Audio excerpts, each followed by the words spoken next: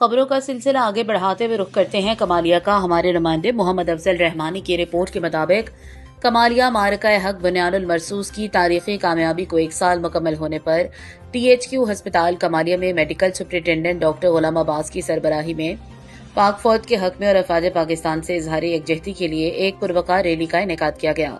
Rally में हस्पताल के डॉक्टर्स, पैरामेडिकल स्टाफ और दीगर अमले ने भरपूर शिरकत की। रैली के शुरका ने पाक फौज की पेशावराना महारत, जुर्रत व बहादुरी और वतन अजीज के दिफा के लिए दी जाने वाली लाजवाल कुर्बानियों को जबरदस्त अल्फाज में खराज तहसीन पेश किया। इस मौके पर इस अज़्म का इजहार किया गया कि अफवाज पाकिस्तान मुल्क की सलामती, खुद मुख्तारी और इस्तेहकाम की जामिन है और पूरी कौम इनके शाना बशाना खड़ी है।